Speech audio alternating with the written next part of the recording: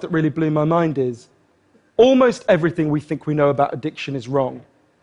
And if we start to absorb the new evidence about addiction, I think we're going to have to change a lot more than our drug policies.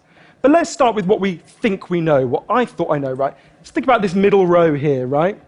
Imagine all of you for 20 days now went off and used heroin 3 times a day. Some of you look a little bit more enthusiastic than others at this prospect. Don't worry, it's just a thought experiment. Imagine you did that, right? What would happen? Now, we have a story about what would happen that we've been told for a century. We think because there are chemical hooks in heroin, as you took it for a while, your body would become dependent on those hooks, you'd start to physically need them, and at the end of those 20 days, you'd all be heroin addicts, right? That's what I thought. First thing that alerted me to the fact something not right with this story is when it was explained to me, if I step out of this TED Talk today and I get hit by a car and I break my hip, I'll be taken to hospital and I'll be given loads of diamorphine. Diamorphine is heroin. It's actually much better heroin than you're ever going to buy on the streets, because the stuff you buy from a drug dealer is contaminated, actually very little of it is heroin, whereas the stuff you get from the doctor is medically pure. And you'll be given it for quite a long period of time. There are loads of people in this room who may not realize that you've taken quite a lot of heroin, right? And anyone watching this anywhere in the world, this is happening. And if what we believe about addiction is right, those people are exposed to all those chemical hooks. What should happen? They should become addicts. This has been studied really carefully. It doesn't happen. You will have noticed if your grandmother had a hip replacement, she didn't come out as a junkie. And when I learned this, it just seemed so weird to me, so contrary to everything I'd been told, everything I thought I knew. I just thought it couldn't be right. Until I went and met a man called Bruce Alexander, who's a professor of psychology in Vancouver, who carried out an incredible experiment that I think really helps us to understand this issue. Professor Alexander explained to me, the idea of addiction we've all got in our heads, that story, comes partly from a series of experiments that were done earlier in the 20th century. They're really simple experiments. You can do them tonight when you go home if you feel a little bit sadistic. You get a rat and you put it in a cage, and you give it 2 water bottles. One is just water, and the other is water laced with either heroin or cocaine. If you do that, the rat will almost always prefer the drugged water and almost always kill itself quite quickly. So there you go, right? That's how we think it works. In the 70s, Professor Alexander comes along and he looks at this experiment and he noticed something. He said, we're putting the rat in an empty cage. It's got nothing to do except use these drugs. Let's try something a bit different. So Professor Alexander built a cage that he called Rat Park, which is basically heaven for rats, right?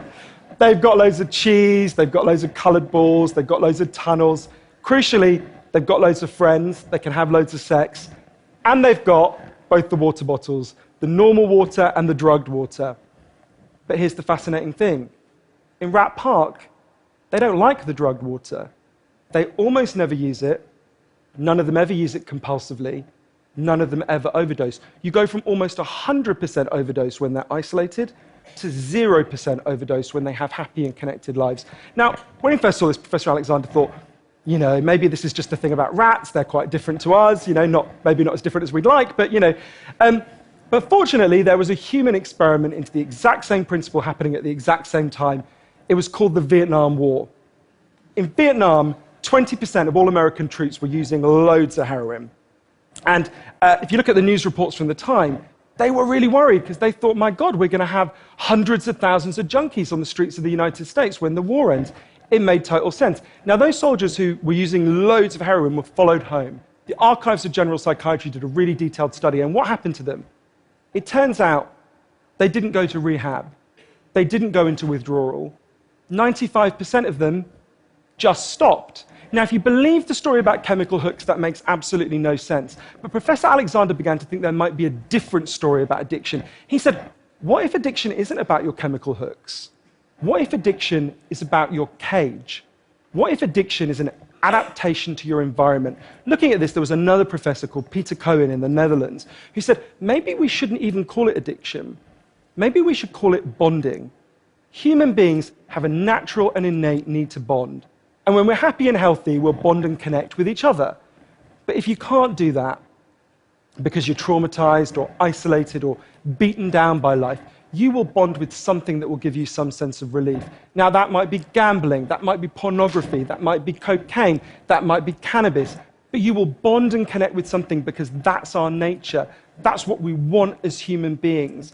And I think At first I found this quite a difficult thing to get my head around, but one way that helped me to think about it is, and I can see, I've got over by my seat there a bottle of water, right? I'm looking at lots of you, and lots of you have bottles of water with you, right? Forget drugs, forget the drug war.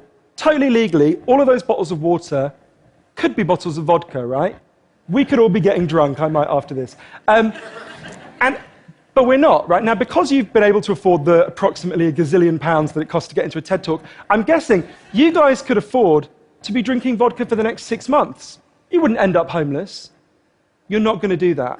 And the reason you're not going to do that is not because anyone's stopping you.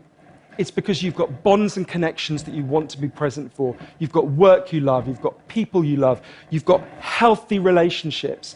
And a core part of addiction, I came to think, and I believe the evidence suggests, is about not being able to bear to be present in your life. Now, this has really significant implications. The most obvious implications are for the war on drugs, right? In Arizona, I went out with a group of women who were made to wear T-shirts saying I was a drug addict and go out on chain gangs and dig graves while members of the public could jeer at them. And when those women get out of prison, they're going to have criminal records that mean they'll never work in the legal economy again. Now, that's a very extreme example, obviously, in the case of the chain gang, but actually almost everywhere in the world we treat addicts to some degree like that. We punish them, we shame them, we give them criminal records, we put barriers between them reconnecting. There was a doctor in Canada, Dr. Gabor Mate, an amazing man, who said to me, if you wanted to design a system that would make addiction worse, you would design that system.